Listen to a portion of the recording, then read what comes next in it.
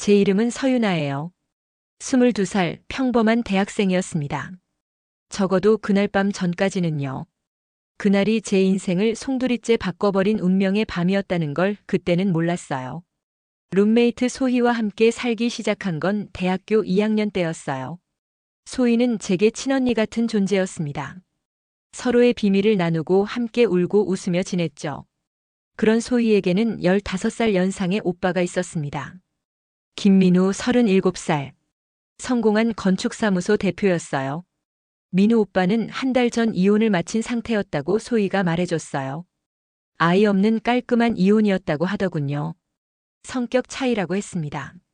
그 후로 오빠는 더 자주 우리 집에 들르기 시작했어요. 동생이 걱정되어서였겠지만 저는 그의 눈에서 깊은 외로움을 읽을 수 있었습니다. 소희는 농담 반 진담 반으로 말하곤 했어요.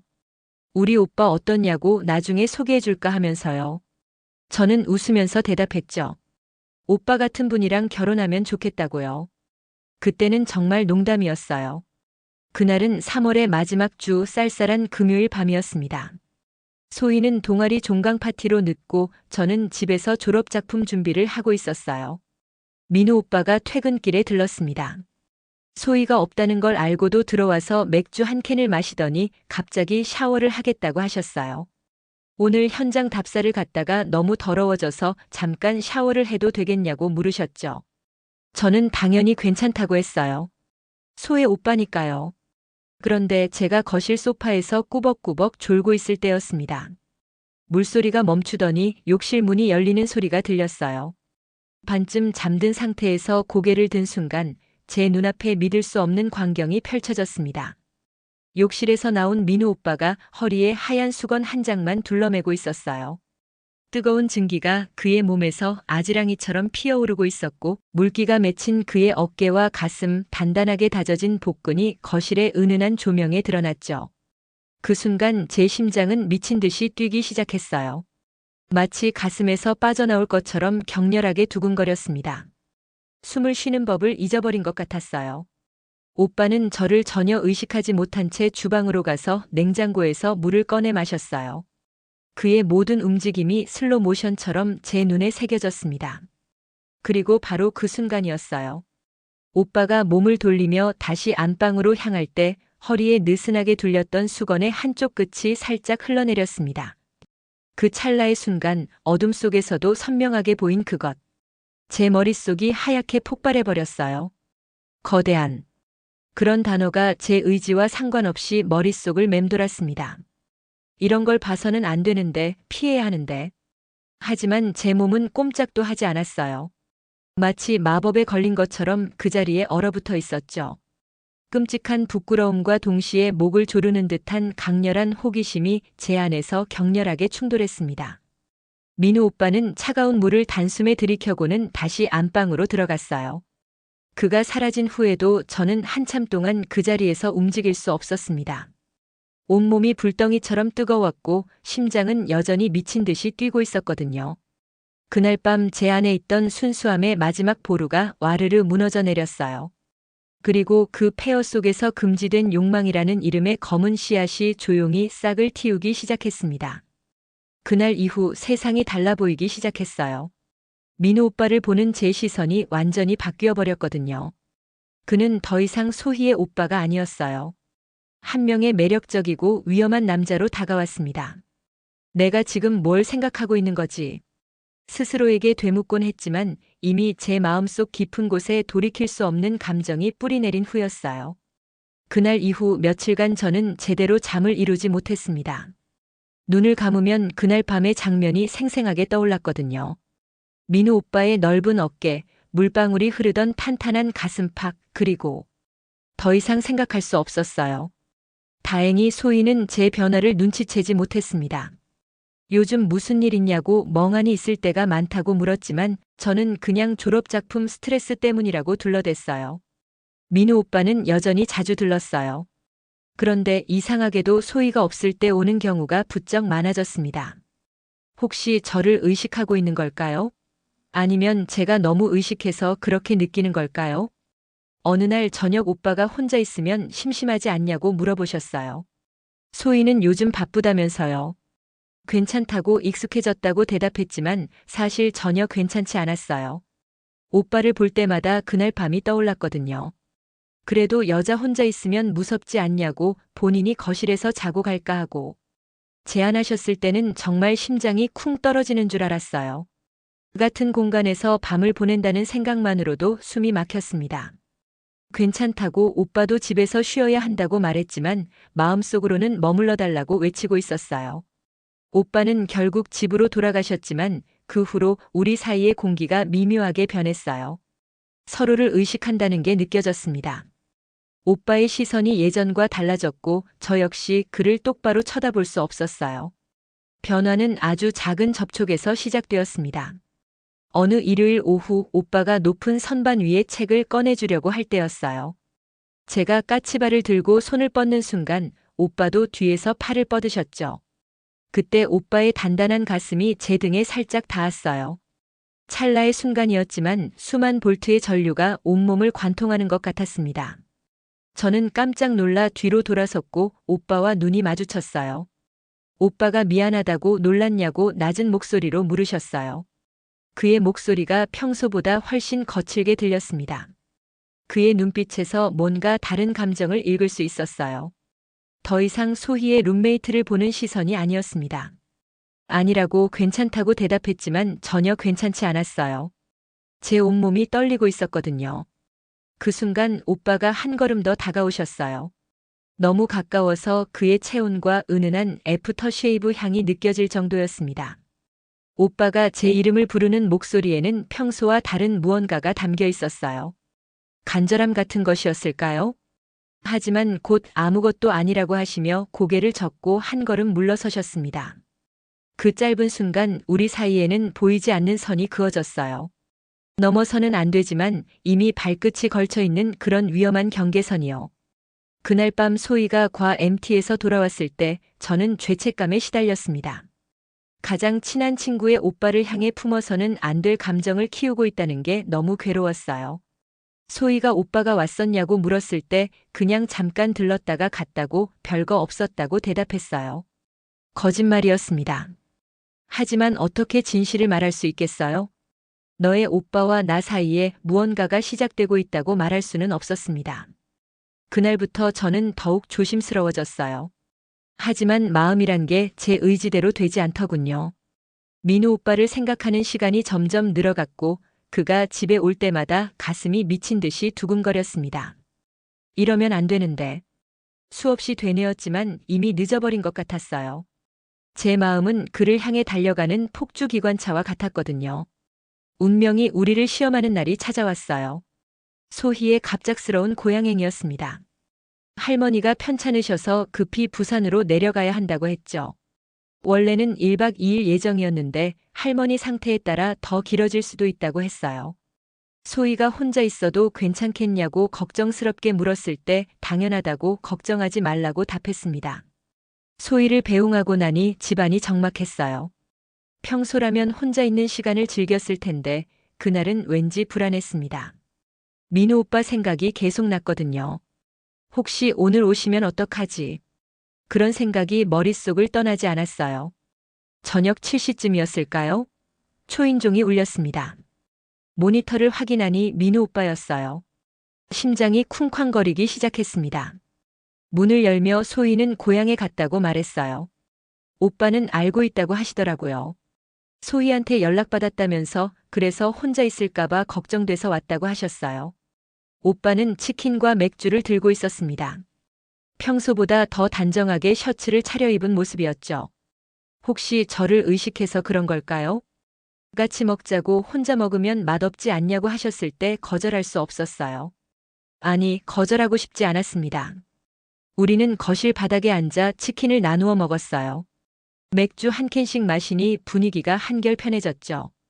오빠는 회사 이야기, 요즘 하고 있는 아파트 단지 설계 프로젝트 이야기를 들려주셨어요. 저는 졸업작품 고민과 취업 걱정을 털어놓았고요. 갑자기 오빠가 제가 정말 많이 컸다고 말씀하셨어요.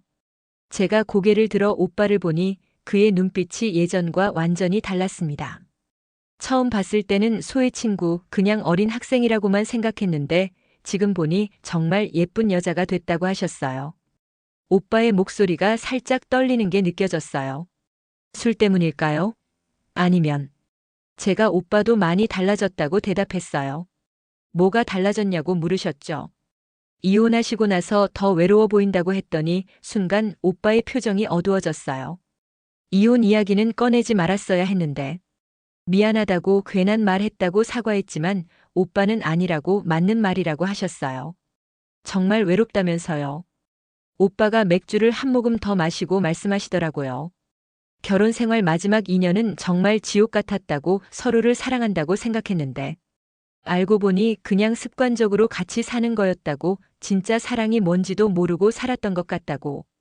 그 고백에 제 마음이 아팠어요. 그렇게 상처받은 오빠를 위로해드리고 싶었습니다. 오빠는 좋은 사람이라고 분명 좋은 사람 만날 거라고 말했어요. 오빠가 고맙다며 제 손을 가만히 잡으셨어요.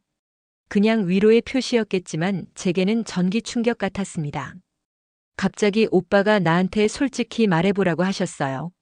나를 어떻게 생각하느냐고 하시더라고요. 갑작스러운 질문에 당황했어요. 하지만 오빠의 눈빛이 너무 간절해서 거짓말할 수 없었습니다. 좋은 남자라고 생각한다고 대답했어요. 남자로 보느냐고 다시 물으셨죠. 네라고 대답하는 순간 오빠의 손이 제 뺨을 부드럽게 어루만졌어요. 오빠도 나를 여자로 보고 있다고 하셨어요. 고백이었습니다. 돌이킬 수 없는 선언이었어요. 하지만 이러면 안 되지 않냐고 소희한테 어떻게 설명할 거냐고 물었더니 오빠는 모르겠다고 하셨어요. 그냥 너랑 있으면 마음이 편하다고 오랜만에 진짜 행복한 기분이라고.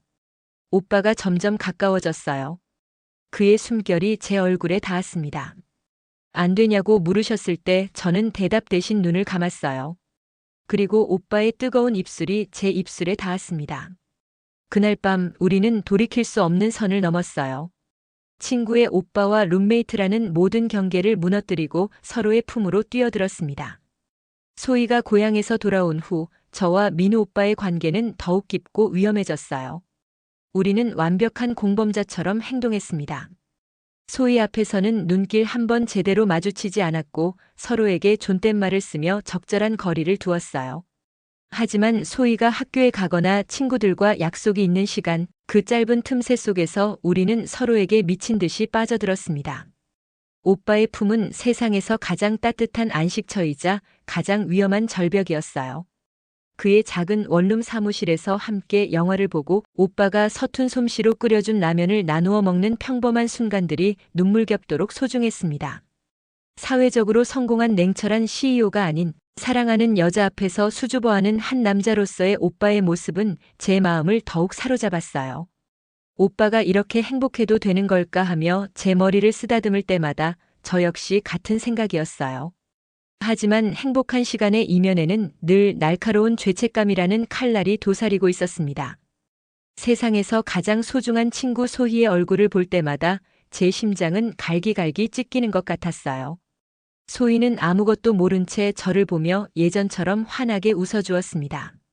소희가 요즘 우리 오빠가 나한테 유난히 잘해주는 것 같지 않냐고, 꼭 나보다 널 더 챙기는 것 같다고, 딸이 하나 더 생긴 기분인가 하고 아무렇지도 않게 말했을 때 그 말에 저는 심장이 멎는 듯한 충격을 받았어요.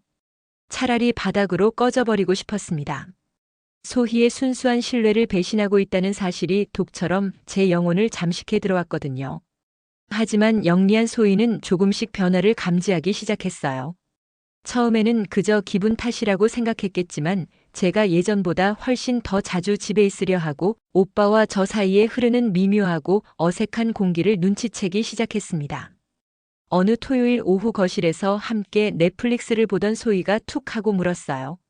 너 요즘 좀 이상하다고, 나한테 뭐 숨기는 거 있지 않냐고 말이죠. 저는 애써 웃으며 대답했어요.